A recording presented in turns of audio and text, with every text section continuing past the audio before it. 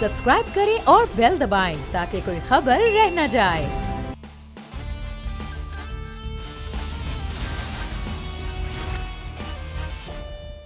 अस्सलामुअलैकुम। The special report with Mudassar Iqbal के साथ हाजिर खिदमत है। नाज़रीन, आज हम बात करेंगे सबसे पहले कोर्ट रिपोर्ट में, क्योंकि आज एक बड़ी अहम दिन है पाकिस्तान की अदालती तारीख का। एक बड़ा अहम मामला कि जस्टिस मुसर्रत हिलाली साहिबा पाकिस्तान की अदालती तारीख में सुप्रीम कोर्ट में तैनात होने वाली दूसरी खातून जज बन गई हैं। आज उनकी हल्फ बर्दारी की तकरीब का इनेकाद सुप्रीम कोर्ट में हुआ, जहां चीफ जस्टिस उमर अता बंदयाल ने उनसे हल्फ लिया। पुरवकार तकरीब में सीनियर जजेस, अटॉर्नी जनरल और वकला भी शरीक हुए। जस्टिस मुसर्रत हिलाली 3 साल बतौर जज खिदमात अंजाम देंगी। उनके हल्फ उठाने के बाद सुप्रीम कोर्ट के जजेस की तादाद 16 हो गई है, जबकि अदालत उज़्मा के लिए मंजूर शुदा तादाद 17 है। जस्टिस मुसर्रत हिलाली से कबल जस्टिस आयशा मलिक को सुप्रीम कोर्ट की पहली खातून जज होने का एजाज़ हासिल था। जस्टिस मुसर्रत सुप्रीम कोर्ट में तैनाती से कबल पेशावर हाई कोर्ट की चीफ जस्टिस के तौर पर जिम्मेदारियां अदा कर रही थी। उन्हें पेशावर हाई कोर्ट की पहली खातून चीफ जस्टिस और खैबर पख्तूनख्वा की पहली खातून एडवोकेट जनरल होने का भी एजाज़ हासिल है। जस्टिस हिलाली बतौर जज तैनात होने से कबल मुख्तलिफ अदवार में पेशावर हाई कोर्ट बार की पहली सेक्रेटरी और नायब सदर के ओहदे पर भी काम करती रहीं। उन्होंने बतौर additional advocate general Khyber Pakhtunkhwa, chairperson Khyber Pakhtunkhwa और इन्वायरमेंटल प्रोटेक्शन ट्रिब्यूनल के अलावा खवातीन के काम के मकामात पर हरासानी के खिलाफ मोहतसिब के ओहदे पर भी काम किया है। उनके साथ ही वकला का कहना है कि जस्टिस मुसर्रत हिलाली बतौर वकील सही बात को सही कहने की जुर्रत रखती हैं और अब वो सुप्रीम कोर्ट का बहरहाल हिस्सा हो गई हैं। तो ये आज सुप्रीम कोर्ट के हवाले से एक अहम मामला था जिसके बारे में आपको आगाह करना था। हम आगे बढ़ेंगे, अब कुछ बात कर लेते हैं सूरत हाल, पॉलिटिकल सिचुएशन। एक तरफ तो तकरीबन 1 महीना और कुछ 4-5 दिन रह गए हैं इस पार्लियामान का वक्त है और उसके बाद एक निगरां हुकूमत, क्योंकि ये मुद्दत असम्बलियाँ ख़त्म करेगी और उसके बाद इलेक्शन के मामलात होंगे। और दूसरी जानिब इस वक्त मियाँ नवाज शरीफ साहब और जहांगीर तरीन साहब के हवाले से कहा जा रहा है कि उनकी ताहयात नहली ख़त्म हो गई है। वज़ीर कानून आज के कानून के बाद उन्होंने कहा कि कोई शख्स ताहयात नाअहल नहीं रह सकता है। ये आज़म नज़ीर तारड़ साहब ने ये बात की है, जो वफाकी वज़ीर कानून। उन्होंने कहना था कि 13 अगस्त को असम्बली की मुद्दत ख़त्म और निगरां हुकूमत आ जाएगी। इलेक्शन एक्ट में तरमीम के बाद नवाज शरीफ और जहांगीर तरीन की ताहयात नाअहली ख़त्म हो चुकी है। और आज़म नज़ीर तारड़ ने यह भी कहा कि इलेक्शन एक्ट में तरमीम के बाद नवाज शरीफ की ताहयात नाअहली जो है वो ख़त्म कर ली गई। इलेक्शन में हिस्सा लेने के लिए वो अहल हो चुके हैं। वज़ीर कानून ने यह भी कहा कि आइन में कहीं भी नाअहली 5 साल से ज़्यादा नहीं, किसी भी शख्स की नाअहली 5 साल के लिए होगी। आज के कानून के बाद कोई शख्स ताहयात नाअहल नहीं रह सकता है। तो बहरहाल अब मियाँ नवाज शरीफ साहब के हवाले से जो नाअहली का मामला था वो तो अब ख़त्म हो गया। बाकी जो केसेस हैं बहरहाल कानून के मुताबिक जो भी उनका सामना उन्हें करना पड़ेगा। लेकिन अब ये चीज़ों के होने के बाद पाकिस्तान मुस्लिम नून, पाकिस्तान पीपल्स पार्टी, जमीयत उलमा इस्लाम, पाकिस्तान तहरीक इंसाफ, तहरीक इस्तेहकाम पाकिस्तान पार्टी के तमाम जमातें अब क्या रोल होगा, हम बात करेंगे। इस वक्त हमारे साथ मौजूद हैं सीनियर सहाफ़ी और तज्ज़ियाकार इफ्तिखार अहमद साहब। बहुत शुक्रिया सर आपके वक्त का। सर, मियाँ नवाज शरीफ साहब के लिए इलेक्शन लड़ना और फिर उसके बाद आगे आसान हैं चीज़ें, लेकिन कुछ कानूनी मामला जो उनके, अब दूसरा केस है जिसमें उनकी सज़ा के मामलात हैं, अब आप समझते हैं कि उसके लिए कुछ आसानियाँ मियाँ नवाज शरीफ साहब की हो सकती हैं और अगले इलेक्शन का हिस्सा मियाँ नवाज शरीफ होंगे? आपका क्या तज्जिया कहता है सर? जो कुछ हो रहा है इससे ये लगता है कि मियाँ नवाज शरीफ अगले इलेक्शन का हिस्सा होंगे और उसमें पार्टिसिपेट कर सकेंगे। तो इफ्तिखार साहब, आप सुन सकते हैं तो मैं ये जानना चाह रहा हूँ आपसे कि सर जो अगला जो इलेक्शन है उसमें ये 1-2 दिन पहले जो खबरें ऐसे लग रही थी, आपसे बल्कि 1 हफ्ता पहले बात हुई तो इस्तेहकाम पाकिस्तान पार्टी का लग रहा था कि शायद कुछ मिल के या कुछ सीट एडजस्टमेंट या कुछ मामलात हो सकते हैं पंजाब के लेवल पे। अलीम खान साहब ने बिल्कुल उसके बरक्स बात की कि हम अपनी जमात और हमारे अपने वज़ीर आज़म के उम्मीदवार तरीन साहब होंगे। तो अब फिर बैटल फील्ड पंजाब तो नून लीग वर्सेस इस्तेहकाम पाकिस्तान पार्टी, ये इलेक्शन आप देख रहे हैं सर, या पीटीआई भी कहीं ना कहीं इलेक्शन में होगी? जो सियासी जमातें मौजूद होंगी वो इंतखाबी अमल में शिरकत करेंगी और ये उनका हक बनता है इन्हीं तौर पर। इफ्तिखार साहब, लेकिन इसके साथ बनता तो है, लेकिन जो चीज़ें हैं वो आप क्या देख रहे हैं कि इसमें पंजाब जिसने जीता वो फिर मरकज में है इस वक्त, सूरत हाल जो है वो मियां ये भी नवाज साफ साहब के जाहिर है आने ये के बात। बाद क्या हो सकती है? ये बात ठीक कह रहे हैं, जो पंजाब जीतेगा वो मरकज में भी जाएगा। ये तो इलेक्शन के बाद ही फैसला होगा ना। सही, लेकिन सर मियां साहब के आने के बाद और अब नून लीग में आप क्या फ़र्क देख रहे हैं कि इलेक्शन किस तरफ कौन होगा? आपका सर इंतखाबात में तो फिर आप एक ऑथेंटिक चीज़ें आप तो पहले भी तरजीह दे देते हैं कि यहाँ किस हल्के में क्या चीज़ें हो रही हैं, आपकी तो बड़ी गहरी नब्ज़ है इस पर। जब वो इलेक्शन शुरू होंगे ना तो फिर सारे हलकों के अंदर पता लगेगा कौन आएगा कौन नहीं आएगा, कौन लड़ेगा कौन नहीं लड़ेगा, फिर उसी की बुनियाद पर हम तर्जीह करते हैं ना। अभी एक चीज जो कुछ है ही नहीं और तमाम के तमाम हल्के वैसे के वैसे खाली पड़े हुए हैं और असेंबली डिसॉल्व होने जा रही है। पंजाब में तो सूबाई असेंबली भी नहीं है, तो इसका अंदाजा लगाना बहुत मुश्किल है। जैसे ही इंतखाबी अमल शुरू होगा, अब सबसे पहले जो इंतखाबी अमल की चीज है जिस पे लोग दिलचस्पी नहीं ले रहे जी, वो है कि 13 जुलाई तक इनको अपने वोट रजिस्टर करवाने हैं। हाँ जी। लेकिन मैं समझता हूँ कोई ना आप लोग काम कर रहे हैं या कोई और मीडिया काम कर रहा है कि लोगों को कहें कि जाओ जाके अपने वोट चेक करो और जाके वोटों का इंतराज करवाओ। जी, ये है इलेक्शन का आगाज। इसमें मुझे कोई दिलचस्पी नजर नहीं आ रही सियासी पार्टियों की तरफ से या सियासी दलों की तरफ। सही। तो सर ये तो एक सियासी दिलचस्पी आप यकीनी तौर पर सिर्फ SMS के जरिए इलेक्शन कमीशन ही बता रहा है रोज़ाना की बुनियाद पर कि अपने वोट चेक करें, लेकिन दूसरी जानिब सर तकरीबन 1 महीना और 4-5 दिन बाकी रह गए हैं इस इलेक्शन के मुद्दत के, तो क्या सर निगरान हुकूमत के सेटअप के लिए भी दिलचस्पी और बातचीत होती नज़र आ रही है? क्योंकि माजी में तो हमने देखा बाकायदा बातचीत होती, उसके बगैर वो आईनी रिक्वायरमेंट है वो पूरी करनी पड़ेगी। तो सर उसमें उस तरह से हलचल बातचीत बज़ाहिर वो नज़र नहीं आ रही कि पार्लियामान, वज़ीर आज़म, अपोजिशन लीडर, जमातें। सर वो तो उस वक्त होगा ना, ये फैसला करना है प्राइम मिनिस्टर और लीडर ऑफ द अपोजिशन। वो जिस वक्त असेंबली टूटने का वक्त आएगा वो कर लेंगे। अभी तो हम जुलाई में बैठे हैं। Next month will be very important for election. जो आपके सवालात हैं इनके बहुत सारे सवालात का जवाब उस महीने में मिलना शुरू हो जाएगा। सही। अच्छा सर, वज़ीर आज़म के हवाले से अगर बात की जाए तो ख़ासा मुश्किल उनके लिए 1 साल और कुछ महीने रहे, लेकिन बहरहाल ईद के ऊपर उनके लिए एक बड़ा अच्छा मामला था कि उन्होंने अपने दौरे हुकूमत में IMF के साथ मामला क्लियर भी कर लिए, चीज़ें भी बेहतर हो रही और वक्ती तौर पर तो नहीं लेकिन माशी तौर पर कम अज़ कम पाकिस्तान वो डिफ़ॉल्ट के ख़तरात से और मुश्किलात से तो बाहर निकल आया। शहबाज शरीफ साहब का अगला जो मुस्तकबिल है वो आप किस तरह से देख रहे हैं, बतौर एक लीडर भी और बतौर अब वज़ीर आज़म के तौर पर? ये उनकी पार्टी डिसाइड करेगी और अगर उनकी पार्टी ने डिसाइड किया कि वो प्राइम मिनिस्टर होंगे तो फिर वो प्राइम मिनिस्टर होंगे। अगर उन्होंने डिसाइड ना किया तो फिर जो फैसला पार्टी का होगा या पार्टी क़यादत का होगा, खासतौर पे मोहम्मद नवाज शरीफ का जो फैसला होगा उसी पे पार्टी अमल करेगी। सही, बहुत शुक्रिया इफ्तिखार अहमद साहब हमारे साथ सीनियर सहाफ़ी तर्जकार। और मामलात ये है कि इस वक्त बार बार ये बात हो रही थी कि इलेक्शन की जानिब चीज़ें जाएंगी, किस तरह से जाएंगी किस तरह से नहीं, लेकिन एक चीज़ जब सीनियर सहाफ़ी बात कर रहे होते हैं कि ये इलेक्शन का माहौल बन रहा होता है या नहीं बन रहा है, 1 महीना 3-4 दिन बाकी हैं, अभी तक निगरान हुकूमतों के हवाले से वो गुफ्तगू नहीं हुई, शायद हो रही है या कहीं हो रही है, लेकिन होना पार्लियामान में चाहिए। मुजाहिद बरेलवी साहब हमारे साथ मौजूद है। बरेलवी साहब, शुक्रिया आपके वक्त का। कोई 1 महीना पहले आपने इस खदशे का इजहार किया था हमारे साथ गुफ्तगू में प्रोग्राम करते हुए, आपने फरमाया कि इलेक्शन जो है वो उस तरह से नज़र नहीं आ रहे जो माहौल है।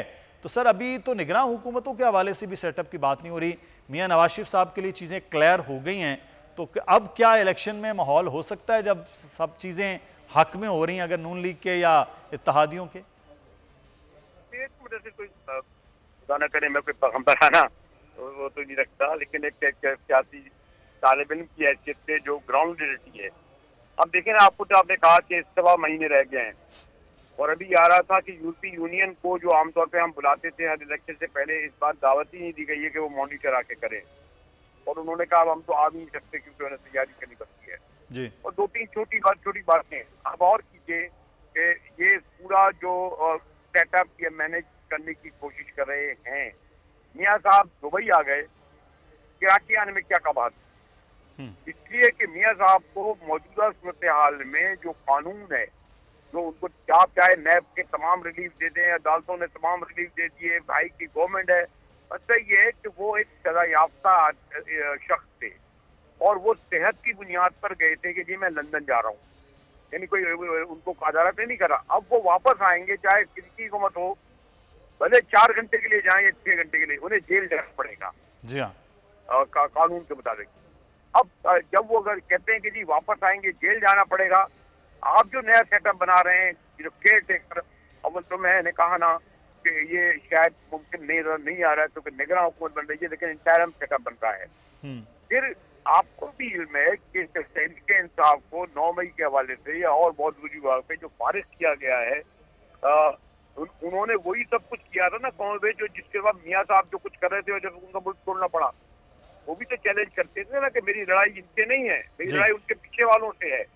तो आप क्या समझते हैं कि सिविल मिलिट्री एस्टेब्लिशमेंट की याददाश्त जो है वो मैं चीतों वाली होती है, वो भूलते नहीं है उन्हें, वो आके हीरो की हैसियत से क्या मियाँ साहब देंगे और जो एक पावरफुल पंजाब बेस्ड पार्टी को दोबारा इनको इख्तियार देंगे, इसलिए कि वो फिर वही करें जो उनके साथ हुआ 1 से 2 बार। तो ये वजूह है जो मियाँ साहब को रोके हुए हैं, ये वजूह है कि जिनके सबब और दूसरी तो सर इसका मतलब है मान लेते हैं 9 मई के वाकये में ये सब मुलव्विस हैं, सही, लेकिन जनाब 5000 कारकुन जेलों में है। आपका अगर भाई मेरा बेटा थाने में भी होगा ना तो 100 खानदान परेशान होगा। 37 खवातीन जेलों में है, पॉलिटिकल अनरेस्ट है। इस माहौल में आप क्या तस्वुर कर सकते हैं कि एस्टेब्लिशमेंट जो है इलेक्शन मैनेजेबल कर सकेगी 1000 से ज्यादा नशिस्तों का, यानी 4 सूबाई और कौमी की 100 चुटे, और वो भी एस्टेब्लिशमेंट जो एक वीक एस्टेब्लिशमेंट है, जनरल ज़िया-उल-हक और मुशर्रफ वाली नहीं, सिविल मिलिट्री एस्टेब्लिशमेंट। तो इसलिए मैं समझ रहा हूँ अभी तो ये तैयारी कर रहे हैं कि इंटरिम सेटअप 1 साल या 2 साल के लिए बनाएं, और उसको के लिए भी उन्हें मुश्किल होगी मुलतवी कराने के लिए।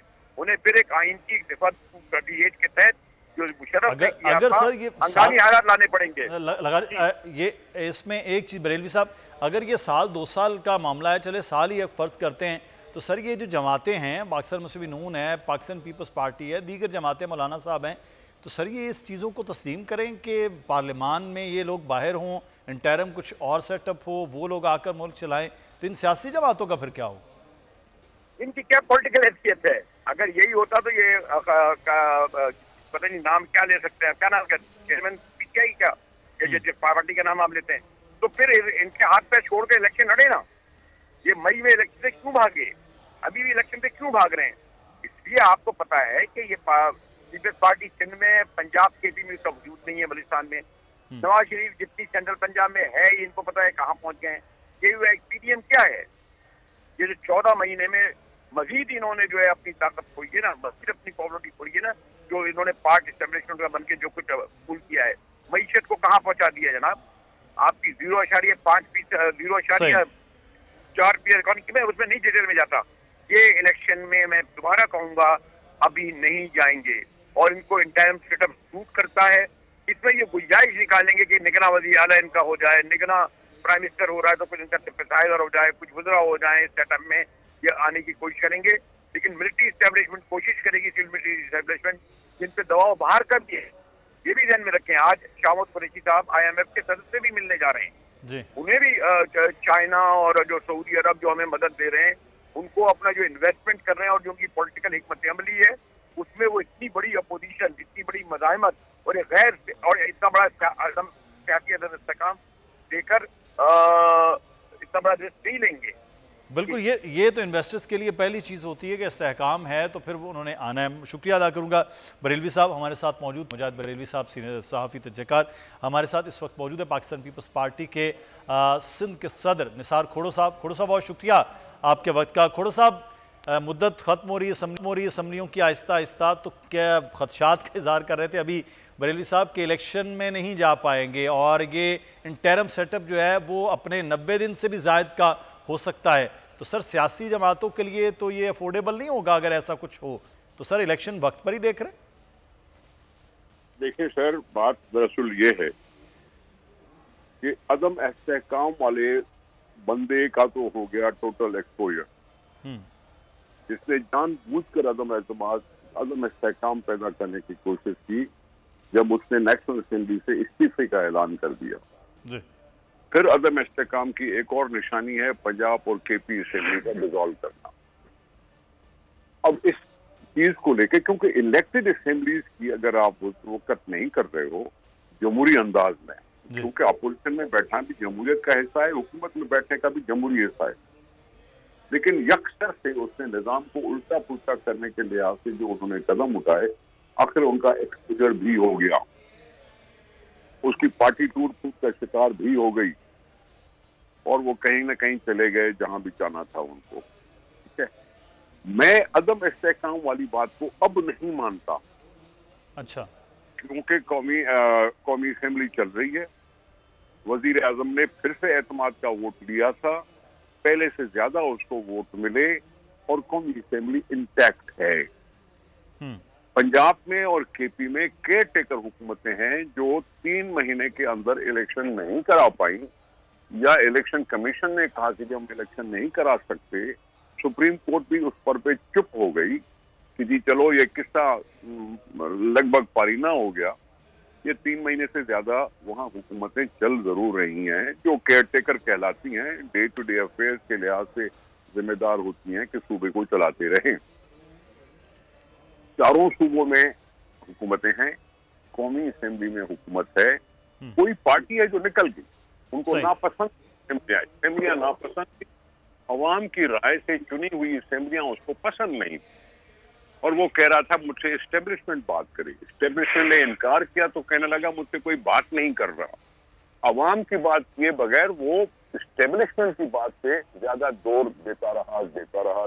बिल्कुल सही। अच्छा खोड़ साहब, ये भी कुछ हो सकता है कि ये असम्बलियां जो हैं ये कुछ आईनी तौर पर इनको कोई ऐसा तहफ़्फ़ुज़ मिल जाए कि यही असम्बलियां 1 साल मजीद आगे बढ़ा दी जाएं, कुछ ऐसा? लोग कहते थे कि जी इकोनॉमिक इमरजेंसी अनाउंस करके इस तरह से करेंगे, लेकिन इकोनॉमिक इमरजेंसी तो अब नहीं रही ना, क्योंकि IMF वो कुछ चीजें स्टेबलाइज हुई। अगर चीजें स्टेबलाइज हुई हैं तो फिर अब इकोनॉमिक इमरजेंसी कैसे लगाएंगे? ठीक है जी, रही बात केयर टेकर हुकूमत ने तो आना ही आना है। अगर 13 अगस्त को असेंबलियां खुद अगर खत्म हो जाती हैं उनका, तो 7 दिन के अंदर इलेक्शन होंगी। अगर 13 अगस्त से पहले हुकूमत जो है वो असेंबली डिसॉल्व करती है तो फिर इलेक्शन नवंबर में होंगे। अब ये सूरत तो आईनी तौर पर यही मौजूद है, इसके अलावा और कोई मौजूद नहीं है। आईनी तौर पर तो यही चीज है और आइडियल भी यही है। तो इसका मतलब है कि ना तो इकोनॉमिक कंसिबिलिटी का मामला है कि इलेक्शन को आगे ले जाया जाए या असम्बलियों को आगे ले जाया जाए किसी भी सूरत में, तो फिर इसका मतलब है चीज़ें जो हैं वो फिर तय हैं कि अभी तक फ़िलहाल खोड़ साहब हम कह सकते हैं कि इलेक्शन भी अपने वक्त पर होंगे और इलेक्शन भी उसी तरह से होंगे। लेकिन एक जमात जिसके हवाले से जमात कहती है कि हमें दीवार से लगाया गया, लोगों को तोड़ा गया, नई जमात उसमें से निकाली गई, तो कह रहे उस जमात के लिए ये मैनेज हुआ है, बाकियों के लिए लेकिन उसके लिए तो दबाया गया।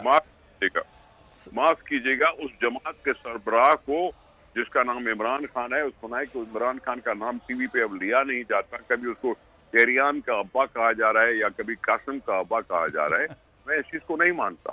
ठीक है, उसने खुद अदम इस्तेकाम पैदा किया। अगर इस्तीफा देने के बाद फिर वापस जाना क्यों चाहता था? खड़े खड़े तो उन्होंने कह दिया कि हमने असेंबली में खड़े होकर इस्तीफा दिया है, आज इस्तीफा कबूल कर लो। लेकिन वो खुद ही फिर गए कोर्टों में कि हमें बहाल करो। ये यू टर्न, ये अदम इस्तेकाम जो उसने खुद पैदा किया, फिर आगे जाके चीफ मिनिस्टर पंजाब को एतमाद का वोट भी दिलवा दिया, उसके बाद डिसॉल्व कर दी। भाई एतमाद का वोट देने के बाद डिसॉल्व करने की क्या तुक थी? न इलेक्शन हमें नसीब हुआ, न इस्तेकाम आया। अब उस इस्तेकाम और अदम इस्तेकाम पैदा करने वाले शख्स को जवाब देना चाहिए कौम को कि वो कौम की बातें किए बगैर इस्टेब्लिशमेंट की बातें क्यों कर रहा था। पहले भी तो कौम के वोट से आया था, या पहले भी मान ले कि मैं इस्टेब्लिशमेंट की वजह से आया था, मान ले, हम उसको कहते थे सिलेक्टेड, तो वो चिढ़ जाता था। अभी खुद कह रहा है कि मुझसे बात करे। अदम इस्तेकाम तो उसने खुद पैदा किया। हम तो चल रहे हैं ना, हुकूमत चल रही है, टाइम पूरा कर रही है, कोशिश कर रहे हैं कि जी बेहतरी आ जाए। IMF का भी हो गया, दूसरी चीजें भी ऐसा ऐसा कुछ ना कुछ कंट्रोल में आ ही जाएंगी। असेंबली के बढ़ाने का कोई आईन में जिक्र नहीं है।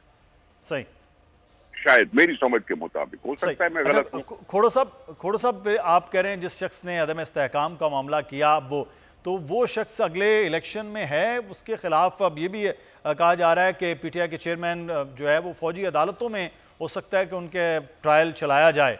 तो जनाब देखें अभी उसके ऊपर, इमरान खान के ऊपर FIR शायद नहीं काटी गई।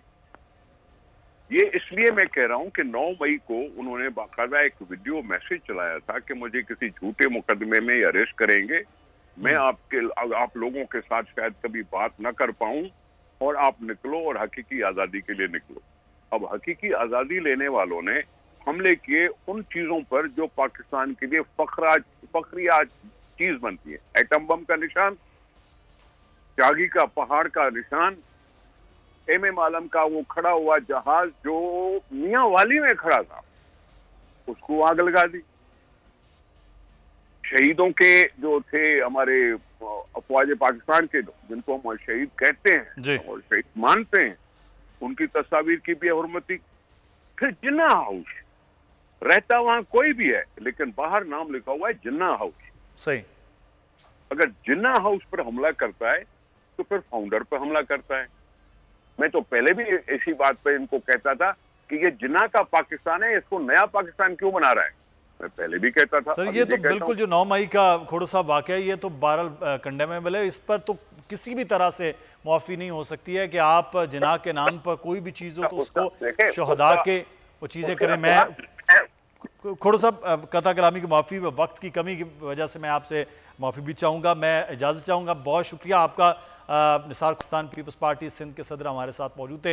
हमें यहाँ पर नाज़रीन एक ब्रेक लेना है, ब्रेक के बाद वापस आएंगे, फिर बात करेंगे कि स्वीडन वाक़े के हवाले से पूरी कौम उम्मत मुस्लिमा यक ज़ुबान है कि कुरान हमारी रेड लाइन है। इस पर अगर किसी किस्म का कोई हर्फ हुआ तो पूरी उम्मत मुस्लिमा इकट्ठी होगी। इस पर बात करेंगे ब्रेक के बाद।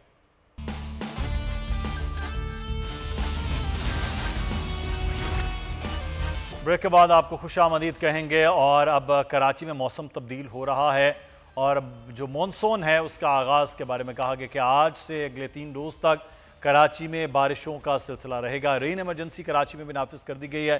इससे पहले हमने खैबर पख्तूनख्वा की सूरत हाल भी देखी। पंजाब में ख़ास तौर पर लाहौर में रिकॉर्ड बारिश हुई और उसके बाद लाहौर के डूबने की भी सिचुएशन है। और इतनी ज़्यादा बारिश अगर खुदा न खास्ता कराची में हो तो कराची में तो इतनी बारिश को निकालने का पूरा सिस्टम भी मौजूद नहीं है। लेकिन बहरहाल इस वक्त जो काम किया जा रहा है जो शहरी हुकूमत की जानिब से वो क्या है, इसको हम जानने की कोशिश करेंगे। किस किस्म के इंतज़ामात हैं, नालों की सफाइयों से लेकर जो बड़े नाले हैं, फिर जो छोटे नाले हैं, फिर रेन एमरजेंसी में क्या क्या चीज़ें शामिल की गई हैं, किस तरह से लोग मौजूद होंगे मौके पर कि इस जो बरसाती पानी है इसको जल्द अज जल्द निकाला जाए। और जो जगह माजी में पॉइंट आउट हुई हैं वो रेड एरियाज़ जहाँ पर बारिशों का पानी सबसे ज़्यादा खड़ा रहा है, वहाँ पर क्या इस किस्म के इंतज़ामात किए गए हैं कि बारिशों का पानी ये निकाला जा सके। इस वक्त हमारे साथ डेप्यूटी मेयर सलमान अब्दुल्ला मुराद साहब मौजूद हैं। बहुत शुक्रिया सलमान साहब आपके वक्त का। किस किस्म के इंतज़ामात जो हैं वो आप लोग कर रहे हैं, क्योंकि अब बारिशों का तो आगाज़ हो गया कराची में? जी थैंक यू। अल्हम्दुलिल्लाह देखिए, बारिशों से पहले हमने तमाम डिस्ट्रिक्टों में नाला सफाई के हवाले से काम शुरू किए हैं और मैं खुद भी विजिट कर रहा हूँ, मेरे साथ भी कर रहे हैं। तो कराची के जितने बड़े नाले जो KMC के अंडर आते हैं उनसे हमने तकरीबन 60 से 70% उनकी सफाई हो चुकी है। ये 1-2 दिन के लिए नहीं, ये मुसलसल 3 से 4 महीने ये प्रोसीजर चलता रहेगा। और तमाम स्टेक होल्डरों को ऑन बोर्ड दिया हुआ है। उसमें टाउन चेयरमैन हैं, यूसीज के चेयरमैन और जमात के भी टाउन के चेयरमैन है, PTI के तमाम स्टेक होल्डरों को हमने ऑन बोर्ड दिया है ताकि शहर की खिदमत करें, इस मसले को हल कर सकें। सही। अच्छा, कुछ एरियाज पिछले साल में जब बहुत ज़्यादा वो पॉइंट आउट हुए कि यहाँ जब बारिशें हो रही हैं तो देर तक पानी खड़ा था, कुछ इलाकों में तो अगले 3-4 घंटों में पानी की निकासी हो गई। अब क्या उन इलाकों को जिसे हम बारिशों में कह लें कोई ख़ास इलाके हैं, उसके हवाले से क्या स्ट्रेटजी प्लान? तमाम जहाँ पिछले साल प्रॉब्लम हुए थे वहाँ हमने मशीनरी डिब्यूट कर चुके हैं और सॉलिड वेस्ट मैनेजमेंट का बोर्ड, सैनिटरी स्टाफ तमाम की छुट्टियां मंसूख हैं और तमाम ऑन फील्ड मौजूद हैं। सही। कोशिश होगी कि इस दफ़ा अल्लाह करे ये बरसात रहमत बनकर आए।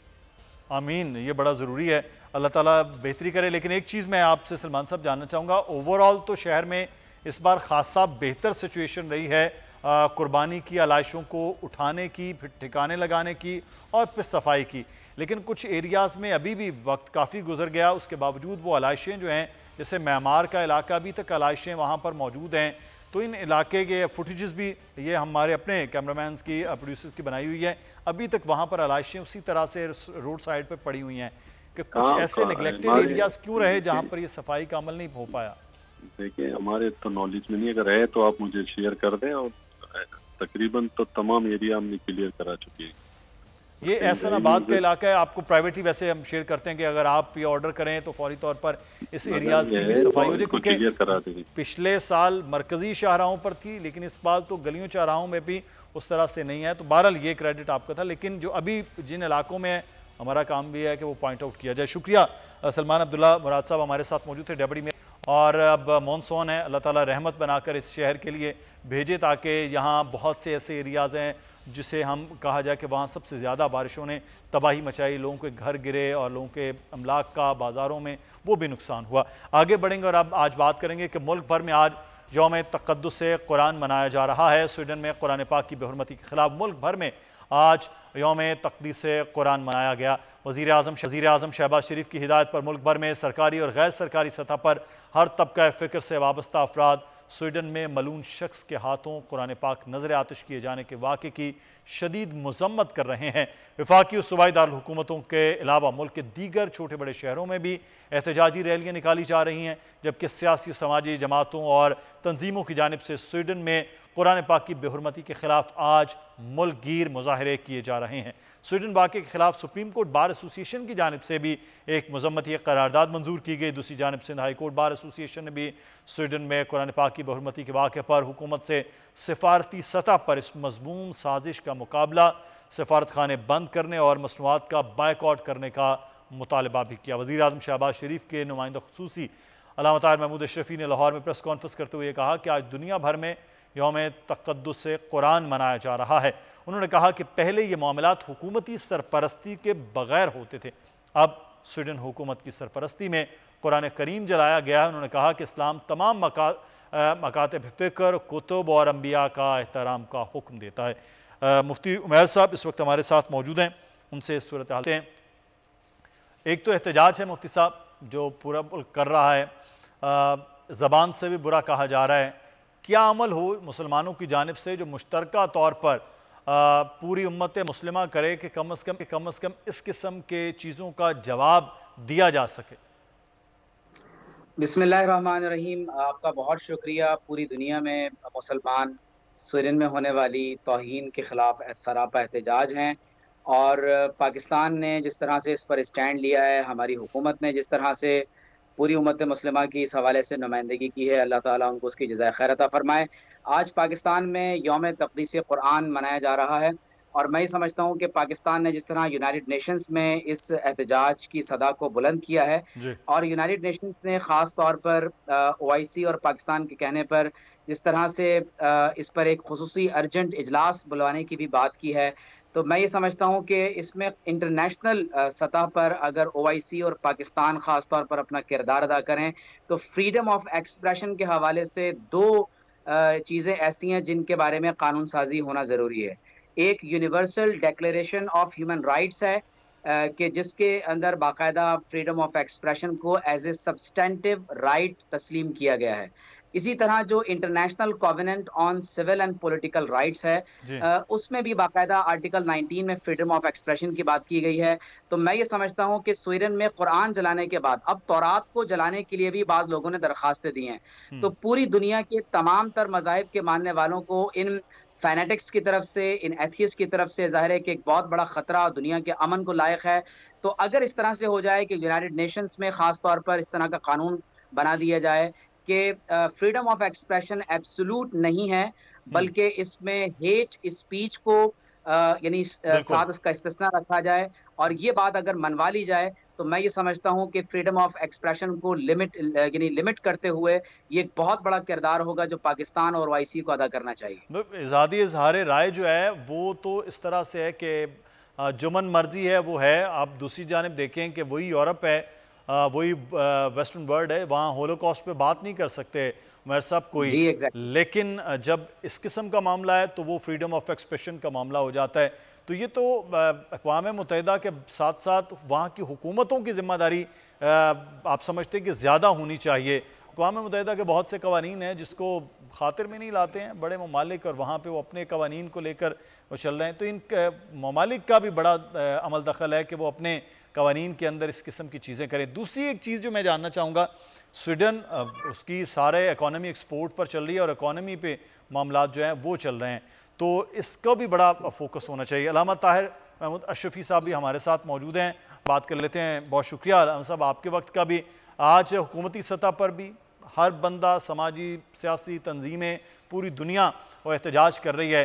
सर, इस एहतजाज का कितना गहरा असर होना चाहिए कि इस किस्म के मामलात आइंदा कभी ना हों, तो उसके लिए क्या इक़दाम उम्मत मुस्लिमा को मिलकर करने होंगे डॉक्टर साहब? बिस्मिल्लाहिर्रहमानिर्रहीम, नहमदुहु व नुसल्ली व नुसल्लिमु अला रसूलिहिल करीम। देखिए, गुजारिश ये है कि सबसे पहले तो जिस तरह सिर्फ पाकिस्तान में नहीं आज हरमैन शरीफैन में भी खुतबा जो है वो इसी वाक़े पर हुआ है, कुरान करीम की अजमत और कुरान करीम की ताज़ीम पर। तो मुस्लिम उम्मा की जो वहदत है उसने इस बार जिस अंदाज से ओआईसी का फौरी इजलास हुआ और ये सारी चीज़ें, ये एक पैगाम यूरोपीय दुनिया को, मगरबी दुनिया को, अमेरिका बरतानिया में इंतहा पसंदों को गया है कि भाई ये रवैया काबिल कबूल नहीं है। और हम उम्मीद करते हैं कि इंशाअल्लाह इसके बहुत मुस्बत असरात आएंगे।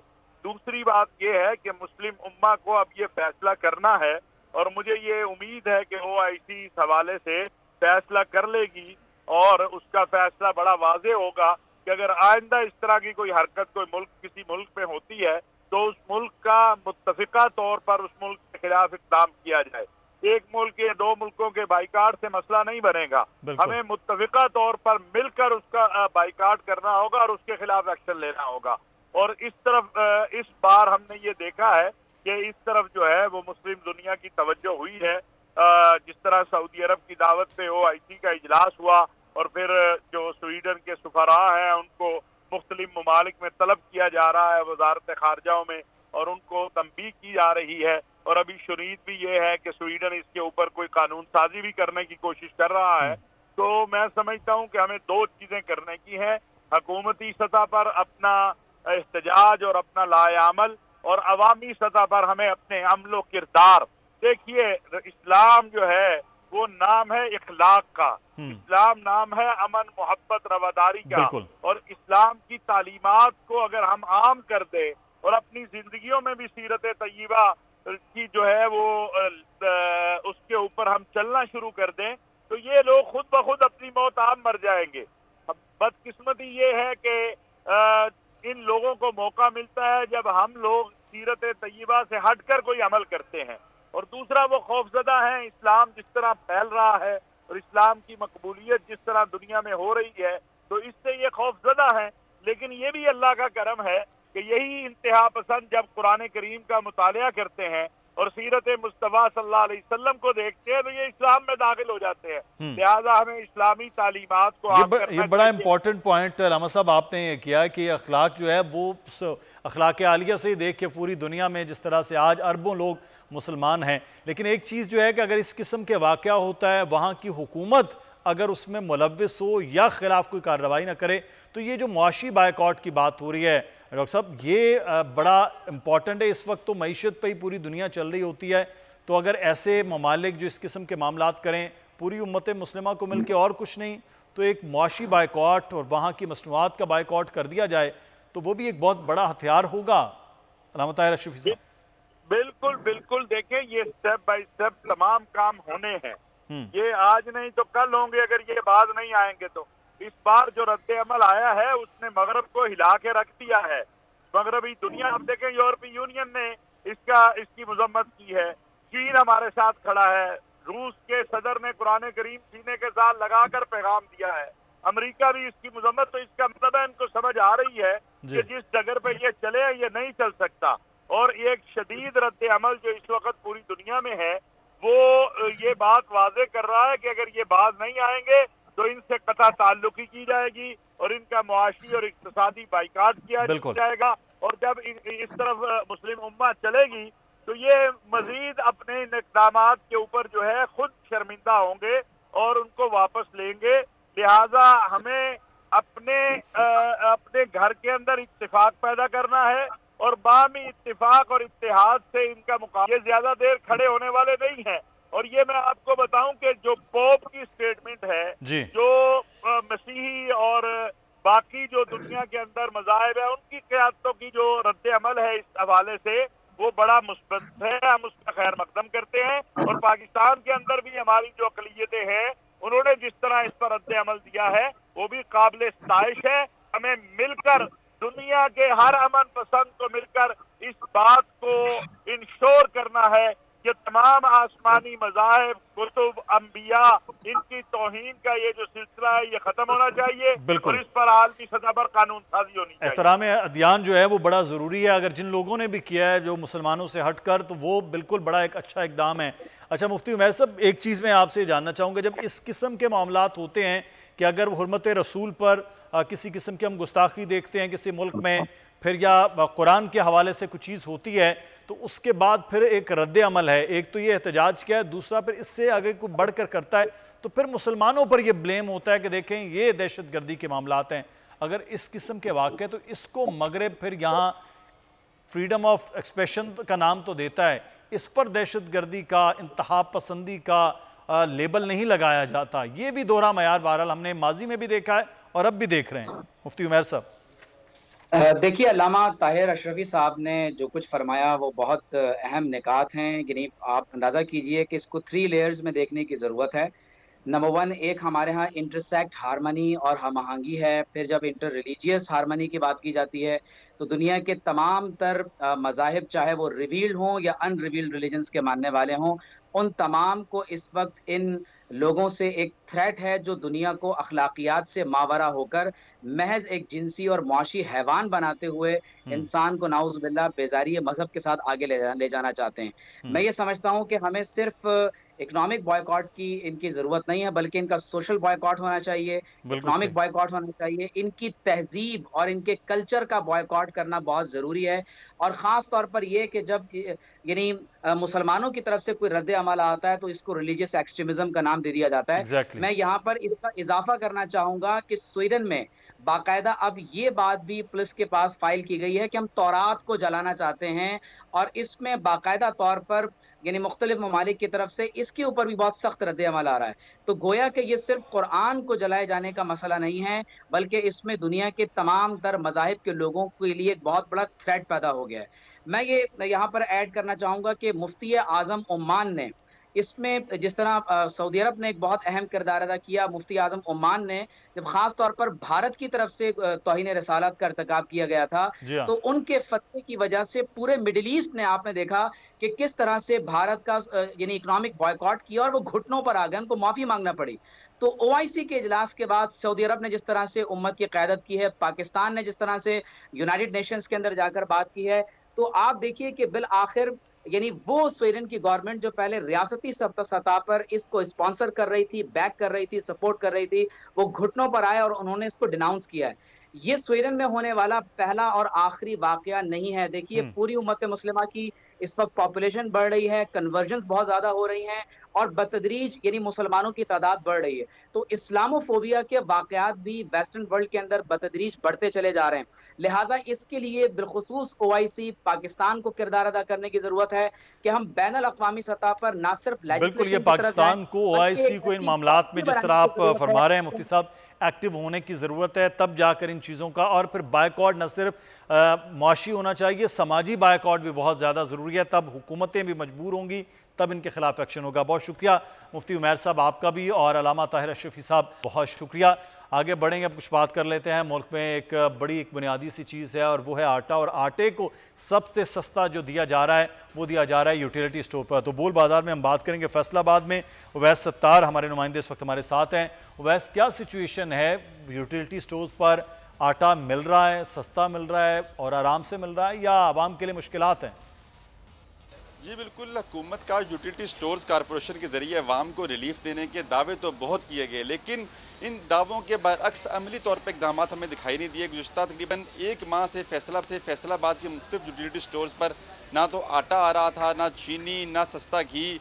अब मैं जिस यूटिलिटी स्टोर में मौजूद हूँ, यहाँ पर अब से कुछ देर पहले आटे के चंद यहाँ पर दिए गए हैं, आप देख भी सकते हैं। और कितार भी आप मेरे पीछे देख सकते हैं, किस कदर लंबी कितार लगी हुई है शहरियों की, और लोग परेशान है कि कई घंटे गर्मी में खड़ा होना पड़ता है, उसके बाद कहीं जाके आटा मिलता है। कुछ लोगों से बात करते इस हवाले से, भाई कितनी देर हो गई है आटा नहीं मिल रहा, कब से आए हुए हैं आप यहाँ पर? हम जुमे के बाद के। अच्छा। ना अभी तक नहीं मिला हमको, ना लाइन में लगे हुए, अभी 3 बंदे हमारे आगे। तो कह रहे कि मिलता है या नहीं मिलता, ये अभी कन्फर्म नहीं पता। आपने सुना, इनका कहना था कि यहाँ पर जो लाइन लगी हुई है, आटा नहीं मिल रहा, यहाँ पर शहरियों को बड़ी प्रॉब्लम बनी हुई है लोगों के लिए, और फिर बड़े देर इंतज़ार करना पड़ता है। शदीद गर्म मौसम में कितारें बना के लोग यहाँ पर खड़े होते हैं और उसके बाद कोशिश करते हैं कि आटा मिल जाए। बहुत शुक्रिया उवैस सत्तार, आप हमें आगाह कर रहे थे। फैसलाबाद में आटा मुश्किल है, यही सूरत हाल पूरे मुल्क में। आज बोलने अपने नाज़रीन को दिखाया पूरे मुल्क में जिस तरह से यूटिलिटी स्टोर की सूरत हाल थी। आज की ट्रांसमिशन में मुदस्सर इकबाल को प्रोग्राम से इजाज़त दीजिए। अपना ख्याल रखिएगा नाज़रीन, अल्लाह हाफ़िज़।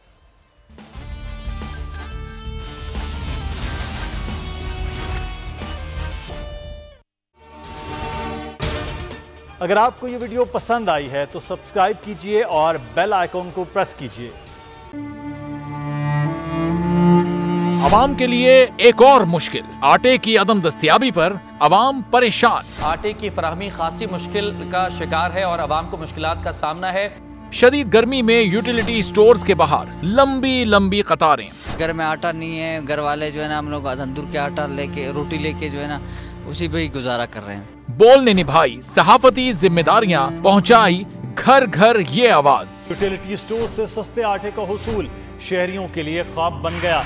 बोल न्यूज हकायक सामने ले आया है। आओ मिलकर आवाज उठाएं, पाकिस्तान को बदलें बोल के साथ। बोल बना अवाम की आवाज। अवामी शिकायत पर बोल ने किया मुताल्लिका इदारों से मुतालबा।